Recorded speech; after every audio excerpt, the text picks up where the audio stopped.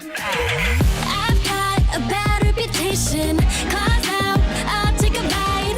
Eat your false accusations. I'ma do whatever I like. She's a singer, a songwriter, a model, an actress, and at just 14 years old, she has new music out. Welcome, KG Crown. Hi. Thank you for having me. Well, welcome. Okay, so obviously you have been dropping new music all summer long. So I'm sure your fans are super excited about Gimme That, the newest song. What's it about? Gimme That just released August 27th. It's definitely one of the favorites that I've created. It's really just a sassy song that was just created just for fun.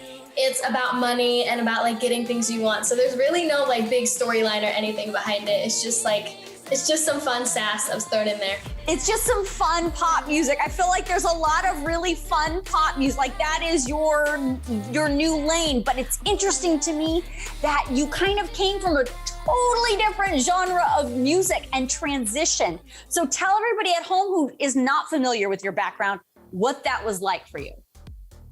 Well, since I was 7, I actually started out in Christian music for 6 years. I started out in a sibling band with my brothers and we did Christian music. And then like about after 6 years, my brothers just didn't want to be in the band anymore. I was doing some stuff with Nickelodeon that was like more like pop music. And just ever since after that, I just decided to branch off into a solo pop career.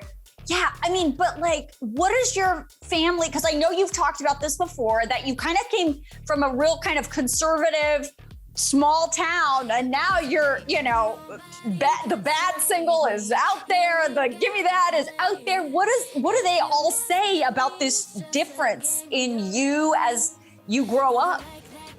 Well, I went to a Christian school. This is kind of how Bad was actually created. I was bullied badly just from like the transition and stuff because that's when I got labeled bad, and that's when I released Bad. I was bullied for like wearing crop tops and then obviously singing pop music. And so that's when I wrote Bad. It's about having a bad reputation and just being labeled as that.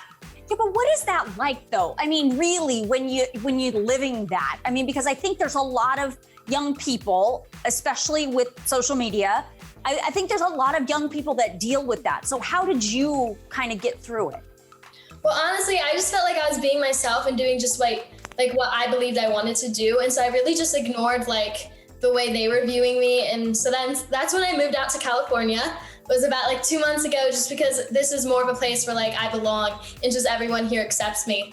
Yeah, I'm sure that was, I'm sure the big move is probably making that transition a little easier for you, right?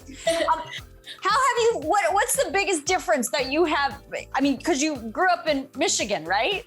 I grew up in Michigan, yes. Okay, so what is the biggest difference you're seeing between Los Angeles and where you grew up in Michigan?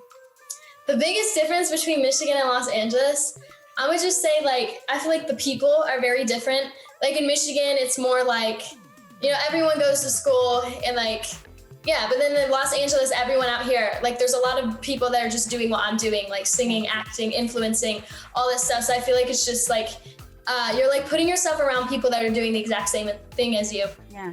So you're kind of amongst your peers. It probably makes it a little easier. Yes. Yeah. Let's talk a little bit about how did you determine, at what age did you figure out that you could write music and perform and sing? Like, when did you start learning that? Well, obviously I started when I was 7, just had the interest of music, and I just always felt like a calling to do music and just be a singer.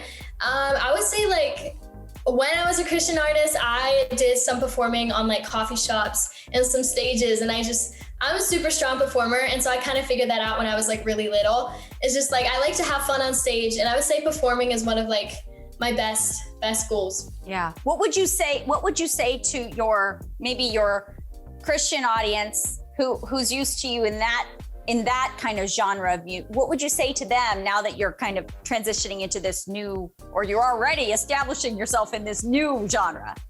I mean, I would say like I still have a strong faith. Like nothing about me changed, whether it seems like that, nothing about me changed. I still have a very, very strong faith. And being a pop singer, I'm still always going to share my faith either way. So good. Now, the other thing that I love about your music and about the platform that you're trying to build for yourself, and that you are building for yourself, is that you've gotten involved in some very important causes. I know you're involved in the Trevor Project. Tell me about how that came to be. When I released Bad in the music video, I kissed a girl in the end of my music video. Right. And the reason I did that was because I have a gay brother. And I was just seeing the way like some Christians were treating the LGBTQ community. And I didn't agree with it. I just thought it was disrespectful. And I just wanted to like stand up for what I believed was right. And so with the Trevor Project, it's an organization that focuses on suicide prevention for LGBTQ youth. And so the reason I kissed a girl was just to show love and support for the community. Yeah. And what does your brother say about your involvement in the Trevor Project? My brother, I think he's pretty proud of me. I mean, he was happy for what I did, for sure. Yeah. Yeah. And what's the ideal goal for you? Like, in the next 5 years, what would you like to see for yourself? 5 years from now, I would hope to see myself on tour, obviously, because that's literally my dream, is to like travel and just perform. Obviously that's my main goal. Mm-hmm. And what would you say to your fans who are watching? Because I'm sure you have a lot of diehard social media followers. What would you say to them? To my fans, I would say thank you so much for the support, because I would not be where I am without you. All right. KG Crown, so nice to meet you. Congratulations on the new music, and we will see you soon. Thank you for having me.